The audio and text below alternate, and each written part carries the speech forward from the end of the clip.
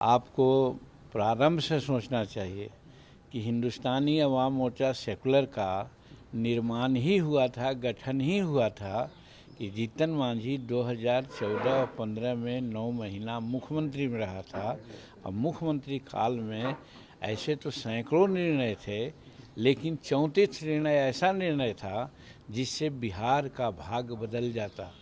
और फिर उसके बाद हमको मौका नहीं मिला, तो हम लोगों ने यही सोचा कि अब सरकार में रह के या सरकार को समर्थन दे करके हम इस सब नियमों को जो हम बनाए हैं पालन कराएंगे, अनुपालन कराएंगे।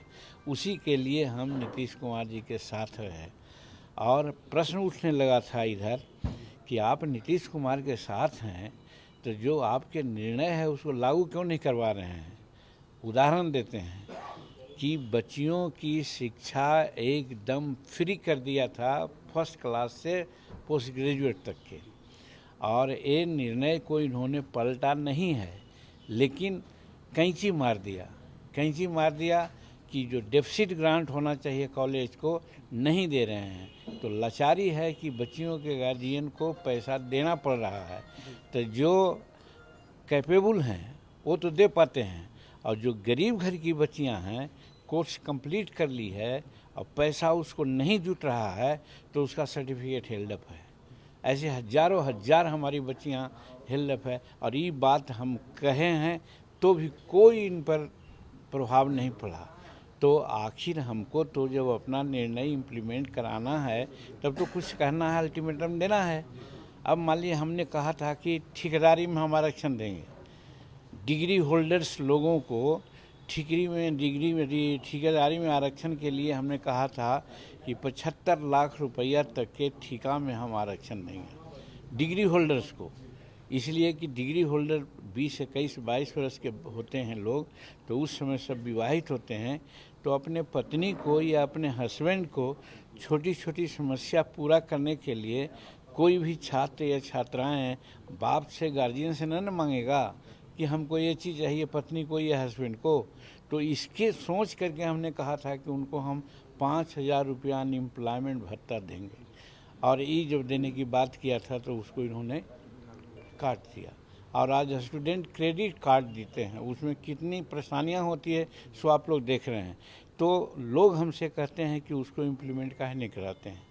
और जो अनएम्प्लॉयड थे और डिग्री होल्डर नहीं थे, उनको हमने ठेका में आरक्षण दिया था कि 75 लाख रुपया तक के ठेका में हम आरक्षण देंगे। पहले तो इन्होंने काट दिया मेरे निर्णय को, और फिर उसके बाद इन्होंने कहा कि 50 लाख रुपया तक के 25 लाख रुपया तक के हम देंगे। तो 25 लाख रुपया तक के ठेका में देने का कोई उचित आरक्षण नहीं था, इसलिए कि वो डिपार्टमेंटल होता है।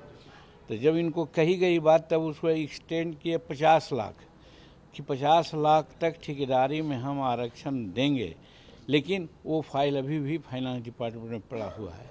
तो इसी तरह से हमने कहा था कि किसानों को आज क्या है, बिजली बिल के लिए लोग सब मारे फिर रहे हैं, किसी को जेल जाना पड़ता है।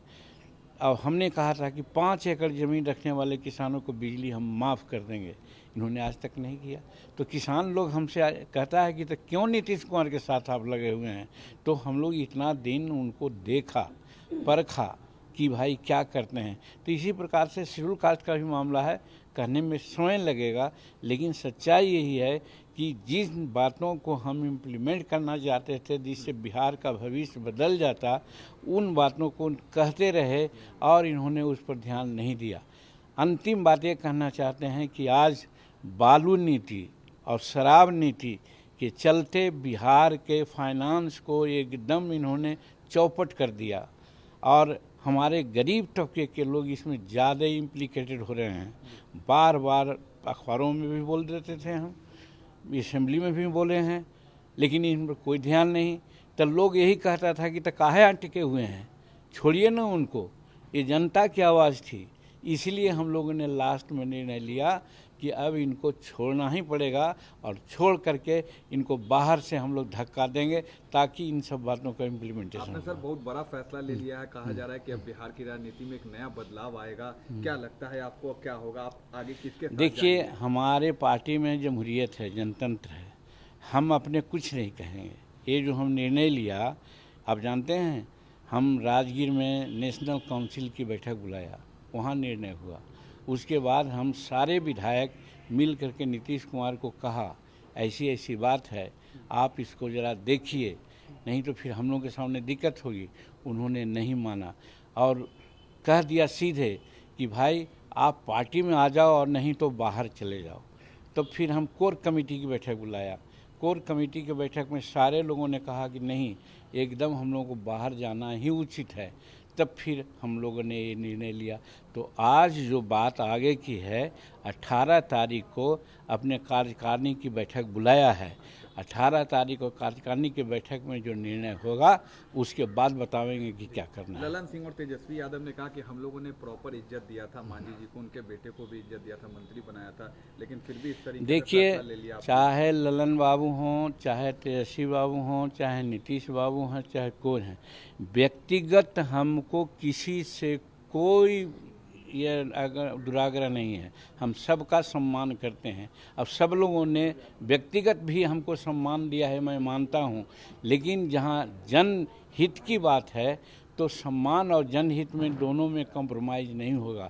जनहित की बात अगर होती, हमको सम्मान न भी देते तो कोई चिंता नहीं थी, लेकिन जनहित की बात नहीं हुई हमारे लोगों की, गरीबों की, और हमको सम्मान दे करके ही अगर रहेंगे। सम्मान तो दिए, मंत्री भी बनाए, हमको मुख्यमंत्री भी बनाए। आज भी हमारा बेटा मंत्री था, और भी हो सकता था कि मंत्री विभाग मिल जाता। अपने हम रहते तो एंजॉय करते, लेकिन हमने समझा कि अब मात्र 2 बरस 1.5 बरस बच गया है। हम 2025 में जनता को, हम अपने वोटरों को क्या बात करेंगे। देखते हैं मगध में और मुंगेर में जब हम घूमने लगे तो हज़ारों हज़ार की संख्या में हमको लोग फॉलो करता था। 10-10 किलोमीटर हमारे संतोष के पीछे लोग जाता था, आता था। तो उन लोगों की एक आशा है, उनके आशा पर एक तरह से कुठाराघात हो रहा था, जो हम लोग बर्दाश्त नहीं कर सकते। इसलिए हम लोगों ने ऐसा निर्णय रत्नेश लिया। सदा जो मंत्री बनने जा रहे हैं, उन्होंने कहा है कि आपने अपने समाज के लोगों के साथ धोखा किया है। किस तरीके से सर उनका जवाब खैर, देंगे? धोखा देने वाला का जो चश्मा लगाता है ना, गोगल्स लगाता है ना, वैसे ही सोचता है। रत्नेश जी के प्रति हमारी श्रद्धा है। वो सुनते हैं कि मंत्री जी बनेंगे, मंत्री बने, समाज के लिए कुछ करें, तो हमारी शुभकामना है, सद्भावना उनके एक साथ आखिरी है। सवाल सर, ऑपोजिशन यूनिटी की बैठक 23 को होगी, क्या लगता है आपको रोक पाएंगे ये लोग मोदी को 2024 में, जिस तरीके से तमाम विपक्षी दल अब आने दीजिए, 23 तारीख के बाद इस पर चर्चा करेंगे हम।